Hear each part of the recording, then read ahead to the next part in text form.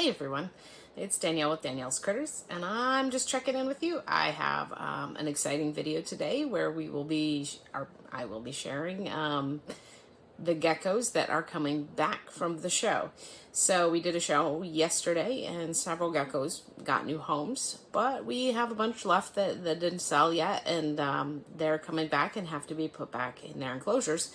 So I figured I'd do short videos before I put them back in the enclosures and share them with you.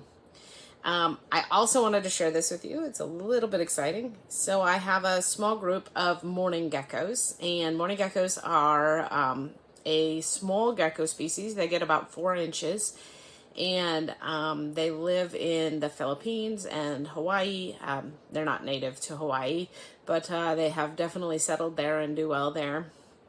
And even in some places in Florida, you can find them. But they are one of the few reptiles that do really well in a group, and I really like group reptiles. So I have a small group, and Josh's Frogs sells these little green tubes that suction cup to the side of the enclosure, and then the mourning geckos lay their eggs. And because their eggs take a little while to hatch, I usually leave them in there for a while, and sometimes they fill up with eggs. So each gecko lays 2 eggs, and you can see that 3 mamas have deposited their eggs here.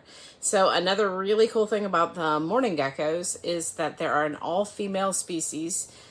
We have found a few males, but the males that we have found have been sterile. And they are reproducing by parthenogenesis. So the mom is actually cloning herself to produce babies. And because the whole species is really small, not these eggs are like really tiny, so they remind me of fat Tic Tacs, and then the babies that hatch out are under an inch in length, and they're super cute and adorable. So I thought I'd share that with you. I'll throw some pictures up here so you can see what the mourning geckos look like in good photography, and I might even be able to find a video or two of either the moms or the babies, because I don't have any really great videos. It takes a lot of good camera gear, I think, to get geckos that small that are really pretty, but I do have some cool videos. And then I'd love for you to stay tuned to see the geckos that are coming back from the show. It was a lot of fun, and I'll share a little bit with you as I go along. Starting the show off is this little gecko. This is gecko number 160, and this gecko didn't actually go to the show, but it was packed up for the show. So geckos can be a little bit tricky in figuring out what you want to keep and what you don't want to keep. And they also do the fired up and fired down thing, which can make them look very different. So when I first pulled this gecko out of the drawer, it was really pale colored, and it wasn't exciting at all, and I packed it up and got it ready to go to the show. And then when I was making sure everybody was labeled correctly, it had a very lovely pink color going on, and so we decided that we were going to leave it back home and see what would happen, so that we could, if it's really pink, we want to add it to our pink project, because we're working hard to make pink gargoyle geckos. And then when we got back, it was fired up even more, and it was like brown with nifty white stripes and a very interesting color. And now it's somewhere in between. So we'll see what happens and figure out if we're going to be keeping it or if it will be sold. Either way, it's a cool gecko, and I thought I'd show it off. Next up is this beautiful orange blotch gargoyle gecko. This little baby is number 173 and hatched out in September. I love the contrast between the almost blue eye and the dark body, and then it's getting some really great blotching. This gecko is really pale when fired down, and then the orange you can still see, and then when it fires up, it gets that really great reticulated pattern.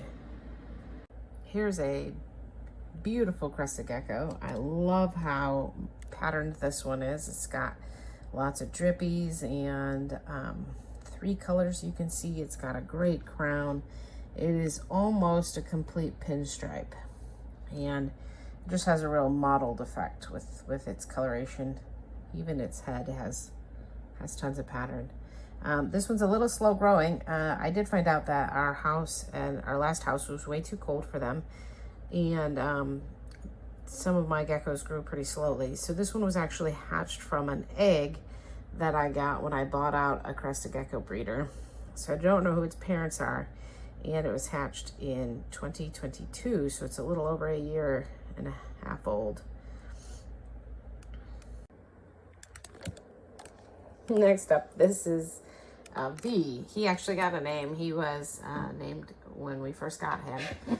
We got him as a little tiny baby from a gargoyle gecko breeder that I bought out. And he is also number 101. He is so beautiful, and I had thought that we would keep him, but then he turned into a boy, and I had too many boys that I wanted to keep.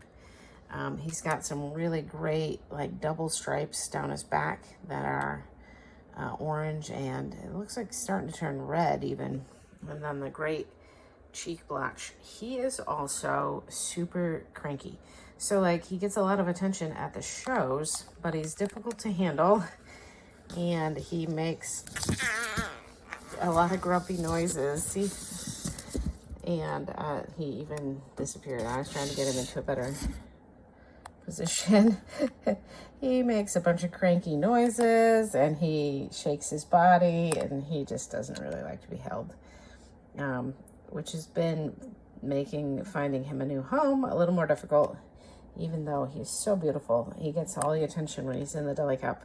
Now, I did tell this one lady that he was cranky, and she was excited about it, and then when we got him out, he was a perfect angel, and so she might have wanted a cranky one and might have taken him home if he had exhibited the correct behaviors, but he didn't. This little gecko is number 85, and somebody was asking me about Dalmatian spots, and I have a few Harlequins like this one that have really nice Dalmatian spots happening, but oh, where did he go? Oh, there he is. So they were hoping to find Dalmatian spots that didn't have any other pattern, and this one's got quite a bit of other pattern. But I think it's really cute, all the little Dalmatian spots popping up, and its siblings have gotten even spottier. So it is pretty likely that it will continue to develop little spots all over. Now, I will be pairing its mom this year with a Dalmatian male. Last year, she was not paired with a Dalmatian male. And the mom is pretty low pattern, so I'm hoping for some really cool, actual, just Dalmatians instead of Dalmatians with other patterning. This little one's number 56. He's got a little stuck shed on his head. He must have shed last night in his deli cup. I don't actually know if it's a he, but it did great being handled yesterday. So what I normally do is I pick out a couple of geckos that are doing really well with handling, and I share them with everyone until they get sold. And then I just keep working through the line. And if they do really well with handling, then they get held a lot. If they don't do really well with handling, then they only get held when someone's interested in purchasing that specific gecko. And this one was held by probably 50 people. It wasn't fired up as much yesterday as it is today.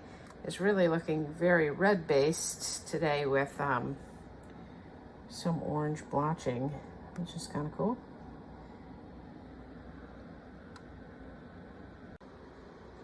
So I just show you this one inside the deli cup because it was too cute how it's got its little tail curled around itself.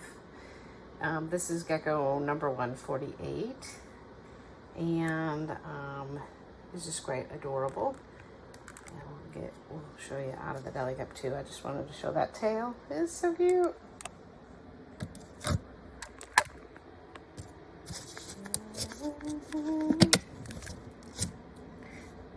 Oh, this one is one of the ones that's got some Dalmatian spots happening, and it's got a great red color. Very nice creamy sides. Almost a complete pinstripe, but it's broken there at the end.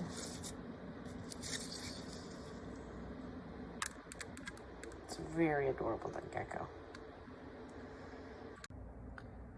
This little one was not fired up as much yesterday as it is today.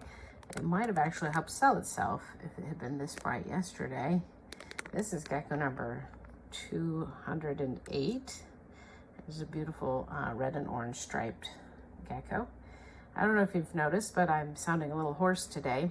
So I really spend all day talking about reptiles, and tons of people get to hold the geckos. It's a lot of fun. I really love it. Even if we're talking about isopods or the pets that they have at home or snakes that they might want to get, it's all very exciting to me. And I have a lot of fun, but boy, does my voice hurt the next day. A two-day show is even worse. And at this next Repticon in Raleigh, North Carolina, I'll be giving a talk on both Saturday and Sunday at 1 o'clock on bioactive enclosures. So we're going to cover how to build a bioactive enclosure for any animal, from the base all the way up to the plants, and I'm pretty excited about it.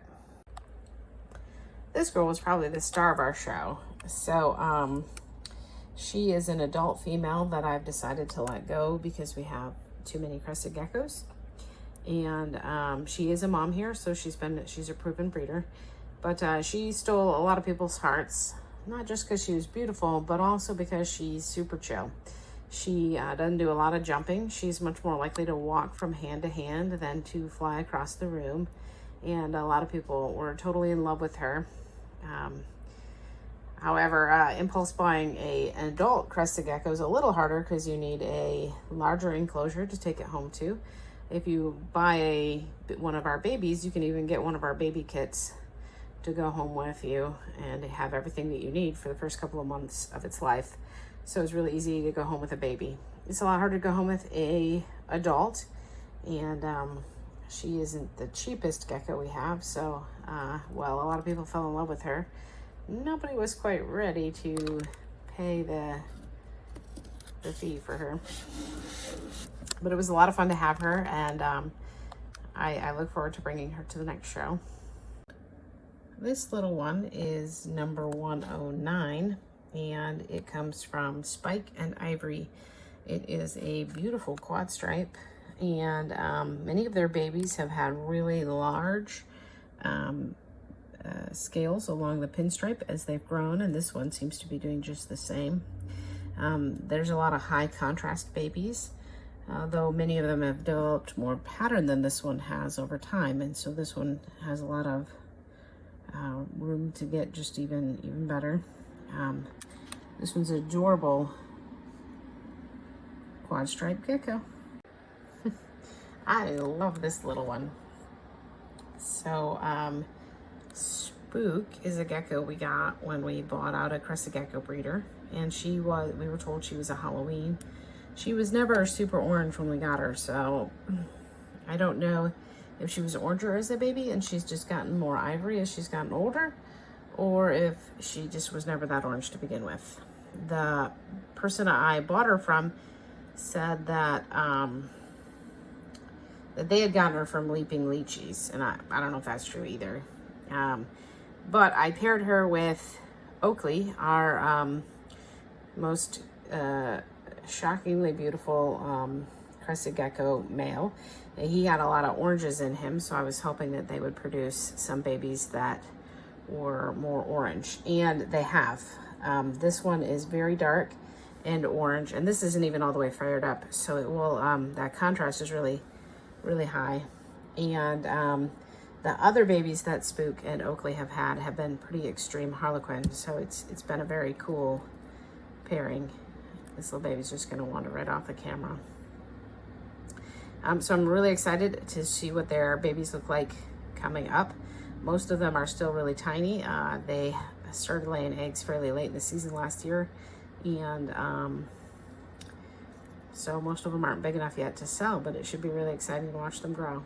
And the last gecko introduction for today is this chunky little striped gargoyle gecko. I really like them even when they don't have a ton of color. This one's got just a little bit of orange coming through and might get a lot more color as it gets bigger. But there's just something about the more natural, like, wow, I'd find that gecko in the wild type of look that appeals to me.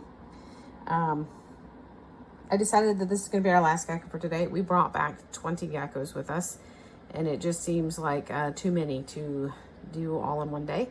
So we're going to leave it at 12. I've got a couple of exciting announcements, and then we'll call that video a good video. I hope you enjoyed meeting our 12 geckos. Currently we have crescent geckos and gargoyle geckos, although I did show you those morning gecko eggs. I really do love morning geckos, and we've got some more exciting stuff coming up. So I wanted to end this week's vlog with a few announcements and to show off this guy here. So this guy here is AWOL, and he is actually just out of brumation. He's not a new snake, but he got his name because we had built a snake rack, and we ordered a bunch of snakes, and I thought that they would be too big to squeeze out of the space between the drawer and the top of the rack. And I put my husband was gone on a trip, and I put the 5 snakes that we got into the drawer unit, and then the next morning 2 of them had escaped. And it was very traumatic. My husband was gone, and I searched everywhere, and I tore things apart, and we tried lots of tricks. So I put flour down around the floor, and I tried plastic bags around the floor, and I sat in the living room in the dark at night waiting for noises to happen on the plastic bags, and I turned the air conditioning down super low, trying to make it cold, and I set up hot boxes in each room, hoping that they would go to the warm spaces, and they didn't. And my husband came home, and he helped search, and it was so crazy.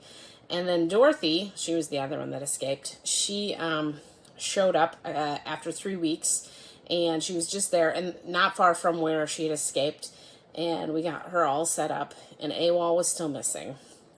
And we worried about him like crazy, and then he showed up.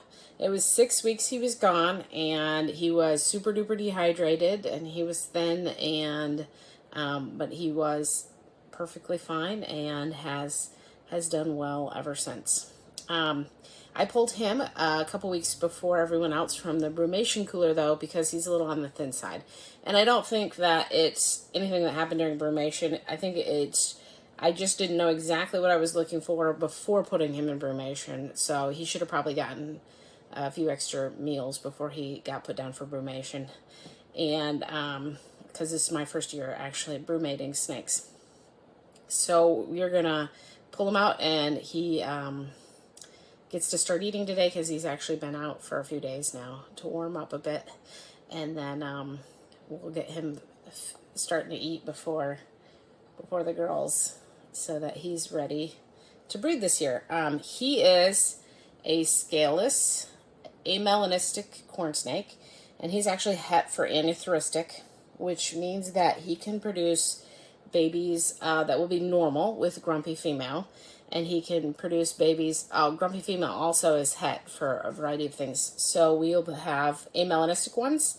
We'll have aneuphoristic, which is like gray and black, and we'll have snows, which in the scaleless I think is fairly pink. So I'm pretty excited about the fact that we'll have 4 different colors of scaleless corn snakes this year, and he's going to help us do this. He also has like almost reverse Okatee saddles with the white borders around his saddles, and I think that's super cool.